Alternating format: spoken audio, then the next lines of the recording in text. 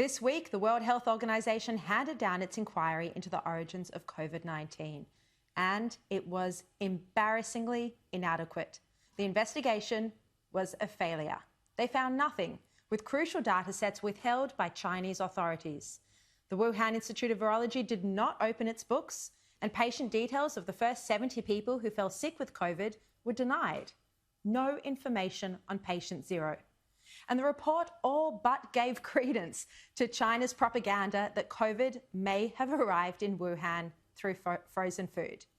Now, in light of all of this, I think it's worth looking at the people who led this investigation. The Daily Mail in the UK reported last year that the WHO allowed China to vet the scientists who were taking part in this inquiry. Well, now Sky News has discovered that 3 of the investigators have previously been involved with Chinese institutions. The head of the mission, Dr. Peter Ben Embarek, used to advise the Chinese government. He used to work in WHO's China office, where he was, and I quote, providing policy and technical advice to the government of China on food safety and nutrition issues. He also received an award from the Chinese government in 2017. Here he is, second from the right, receiving the Scientific Spirit Award of the Chinese Institute of Food Science and Technology.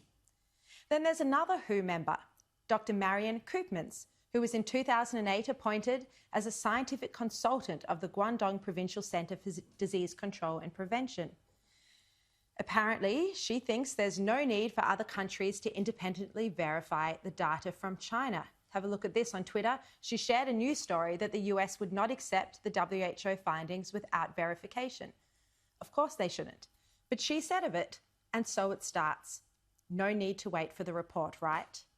So that's 2 investigators so far with links to Chinese institutions. And here's a third, Peter Daszak. Peter is the president of EcoHealth Alliance, which has received millions of dollars in funding to work on coronaviruses, often in conjunction with the scientists at the Wuhan Institute of Virology. He's worked for 15 years with the Wuhan Institute, the very laboratory he's meant to be independently investigating. Now, this tweet of his from 2018 talks about his work with Shizheng Li and Linfe Wang from the Wuhan Institute and says they've together sampled 5,370 bats. 5,370. And to remind you just how risky some of the research is that the Wuhan Institute of Virology was doing, let's pull up that quote from the bat coronavirus study that Ralph Barrick, and he's from the University of California, that he did with Shizheng Li. This was published in Nature Medicine in 2015. And their study acknowledged that the gain-of-function work they were doing could actually create more deadly viruses. The statement said, "We stand together to strongly condemn..." Oh, sorry, that is the wrong graphic there. Hopefully we'll pull up the right one in a moment. We don't have that right now, so I'm going to read you the quote. It said, "The potential to prepare for and mitigate future outbreaks must be weighed against the risk of creating more dangerous pathogens. In developing policies moving forward, it is important to consider the value of the data generated by these studies and whether these types of chimeric viruses studies warrant further investigation versus the inherent risks involved." So to be clear, the Wuhan Institute of Virology was genetically manipulating bat coronaviruses to make them even more dangerous and to create new deadly versions of these viruses. In the wake of the COVID-19 outbreak, the US suspended funding to the Wuhan Institute of Virology, which affected Daszak's group's EcoHealth Alliance. And the US also demanded that EcoHealth arrange an inspection of the Wuhan Institute of Virology by US federal officials. They also asked him to obtain a vial of the SARS-CoV sample used to determine the virus's genetic sequence. But in an interview with Nature Journal, Daszak said these demands were heinous and absurd and outside of his remit. Surely there's, at the very least, a perceived conflict of interest to be part of a team investigating whether there was a laboratory leak when you've personally worked with the very people under investigation for 15 years. The fact is, it seems Peter didn't need any investigation into the coronavirus and its origins because he knew from the start that this virus was from animals and had a natural origin, and it was a conspiracy to say it may have leaked from a lab. Before any investigation had taken place, before any facts were known.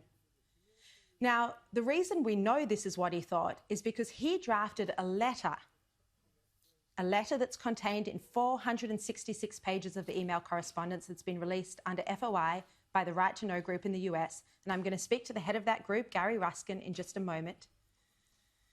And that letter, in that letter that he drafted, he did the first draft of it, Peter Daszak said that it was a conspiracy theory to suggest that COVID-19 does not have a natural origin. And that was the graphic I was trying to show you a minute ago. So hopefully we can pull that up right now. In that statement, he said, and this was a statement that Peter Daszak got 27 scientists to co-sign, and it was published in the Lancet Medical Journal. This was in February 6 last year, before any global travel bans really had taken part, before anyone really understood just how serious this virus was. Peter Daszak was co-opting 27 scientists to sign a letter saying it was a conspiracy to suggest that the virus might have started in a lab. Here's what that letter said. We have to stand together to strongly condemn conspiracy theories suggesting that COVID-19 does not have a natural origin. Conspiracy theories do nothing but create fear, rumours and prejudice that jeopardise our global collaboration in the fight against this virus. So the man who the WHO sent in to independently investigate how the virus started had already made up his mind on all of this in February last year, February 6, to be precise. And that's not to mention the fact that EcoHealth Alliance, where he's the president, has received millions of dollars in funding to work with bat coronaviruses, often genetically manipulating them. 15 years, as I said already, with the Wuhan Institute of Virology. Now, we only have the information that Peter Daszak was the one who drafted this statement because of the FOI that's been obtained by the Right to Know group in the US, 400 pages of it. But now EcoHealth Alliance is putting a block on releasing any more information, any of their correspondence with the Wuhan Institute of Virology. And so the head of the Right to Know group, Gary Ruskin, has launched lawsuits. He's suing them, trying to get hold of this information, their correspondence with the Wuhan scientists.